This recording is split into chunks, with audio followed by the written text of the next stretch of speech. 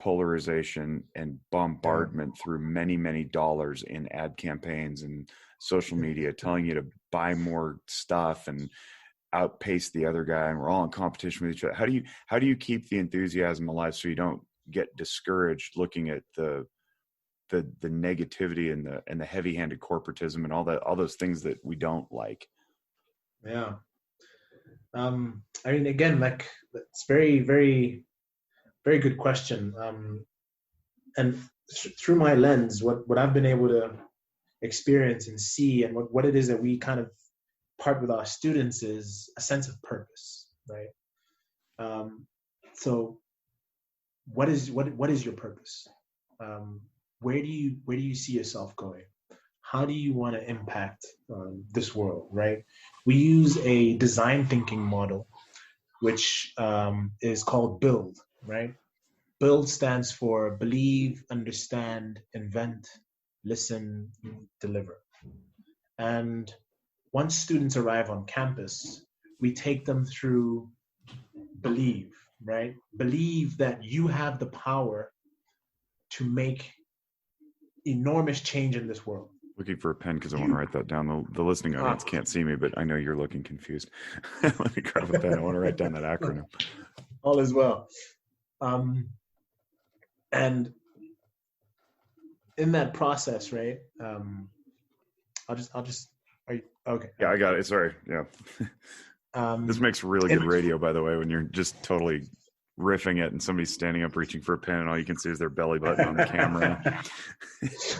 Repeat that acronym for me, would you? Believe, build, right? Or so build, believe, sorry. Yeah. Yeah. So build stands for believe, understand, invent, listen, deliver. Got it. Right. So students arrive on campus and, they come from a variety of different backgrounds.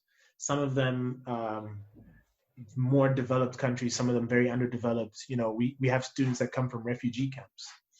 And here you are trying to kind of create this place where they can all feel welcome, right?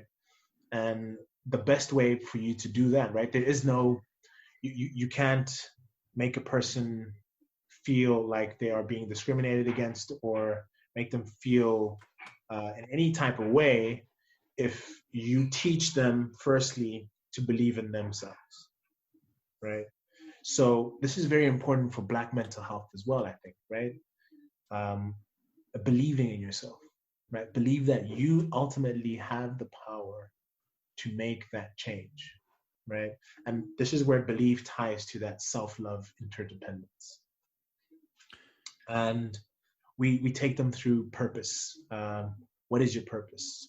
And we say, okay, what are you passionate about? What are some of your skills? What cause? How do you want to impact this world? And we really have them unpack this.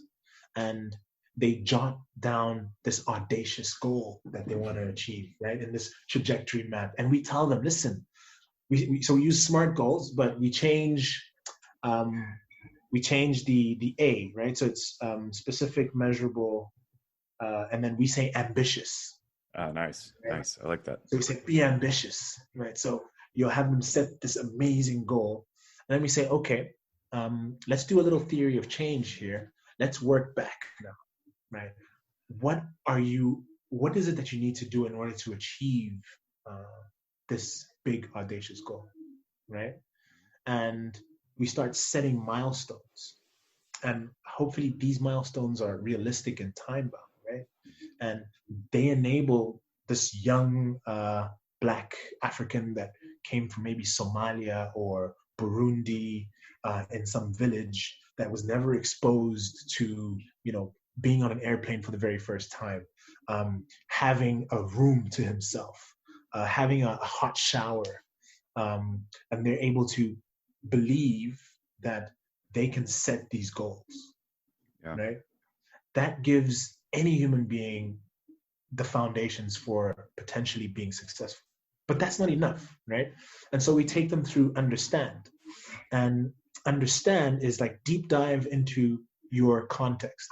What is happening? What is the current reality around you in your community? right? Because we know they're not going to last in the bubble that we call ALA, African Leadership Academy, for a very long time. They're only there for 2 years. And then afterwards, what happens, right? We want them to go back into their communities and potentially impact. So understand what's taking place in their communities.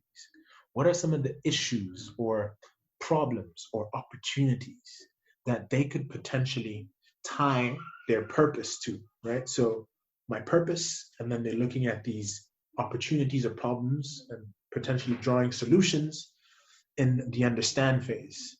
And here there's quite a lot of brainstorming, unpacking of the various different opportunities that people may potentially venture into. And with that, we move, or kind of it's a segue into the invent phase. And inventing is literally, there is no such thing as a bad idea. We work on trial and error. And we want you to try something, because that's where a lot of people fail. They fail by thinking they can't do it, and they don't try, right? And so we really tell them to try. I know it might sound very like it's a very minuscule thing, like, but there's a huge difference between thinking about doing it and actually trying and doing it. Yeah. And in the trying, that's where people also are able to get that sense of, I'm doing something meaningful, right? That independence. I'm going out there and I'm doing this on my own, and I'm getting this joy from doing this beautiful thing. They're seeing it manifest, and they know it came from them. Absolutely. Great choice of words. Thanks. Steal it if you want. So we have them go through believe, understand, invent, and then listen, right? It's crucial to test your ideas. So go out there into the field, get feedback from the people that you think you are assisting. Great choice of words there, by the way. Think you're assisting. Yeah, you may not be, right? Exactly, right?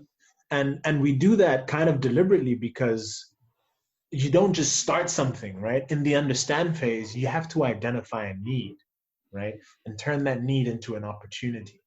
There's this great TED talk by, I can't remember the gentleman, but it's called Shut Up and Listen. So they went, some Italian company, Italian.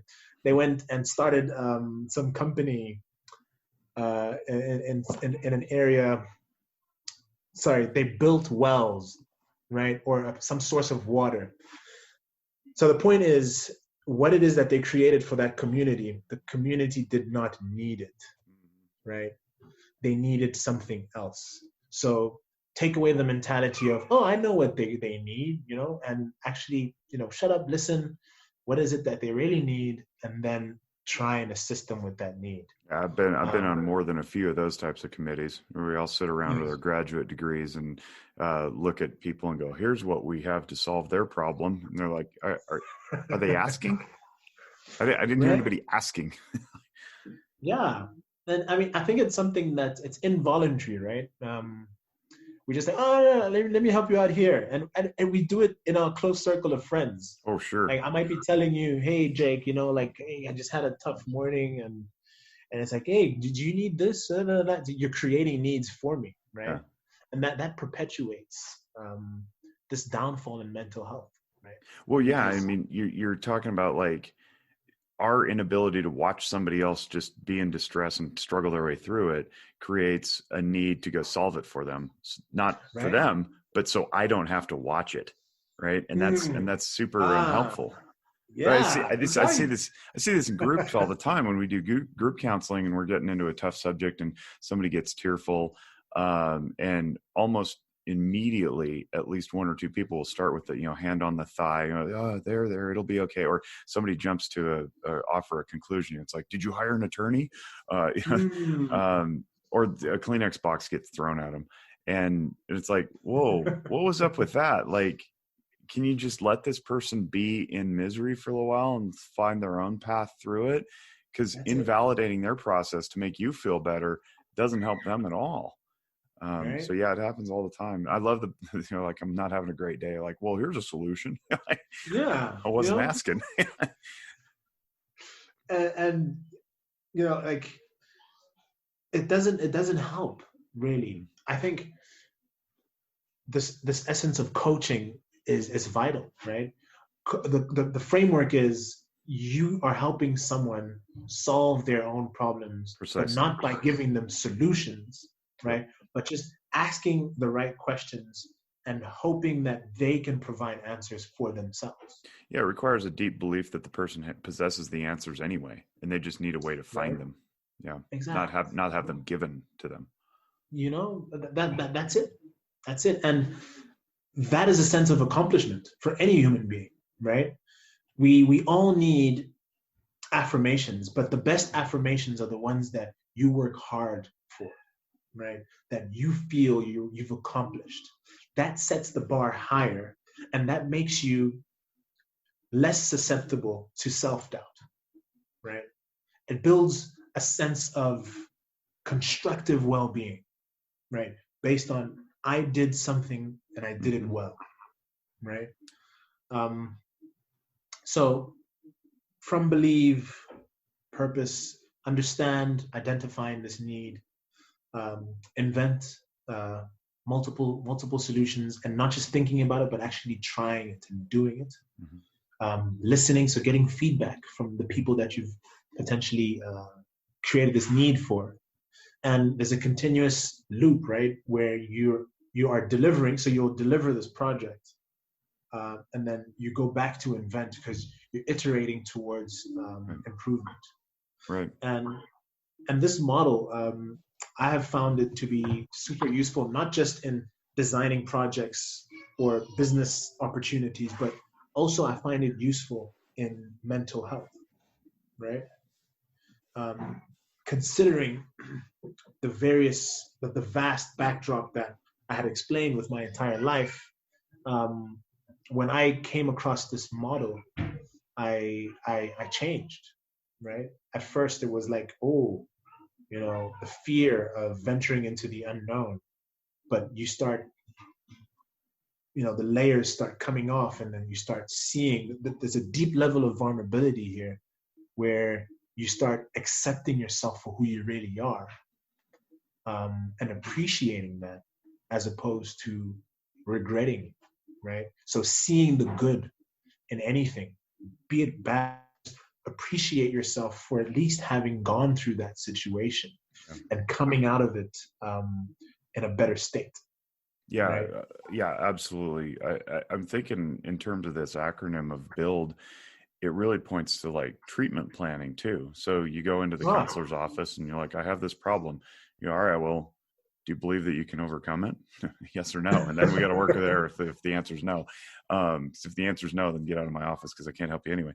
But then understanding what it is, and then inventing a solution, a reasonable path to resolving that, listening to each other and the feedback, and then deliver on what you want to do. Right, that's a reasonably accomplishable goal. Right? Yeah, I'm definitely going to be. I'm looking over here at my paper where I wrote it. I'm going to be implementing that in a whole bunch of different avenues. Right? And it's the simplicity in it too. Mm-hmm. Right? It's applicable in a variety of contexts. Yep. Absolutely. And when we're thinking about Black mental health, we need tools like these, because across the spectrum, we don't know what people are really going through. I like to use this analogy of, so you're crossing this highway. So in the US, I think it's a freeway, right? And there are all these cars. We have freeways and highways. Which one? The one that's like full of cars. Yeah, freeways. There's no freeways, no traffic lights. Yeah. Right, and high speed, and that's life, right? And life activities, life happening. So all those cars moving at high speed, and here you are, right? And you're trying to get across. You want to make it in life, and the way I get across that highway, that freeway, will be very different from how anybody else gets across it, right? I might take one step onto the road and then wait, and then calculate how fast the next car is coming, strategically hop over or do a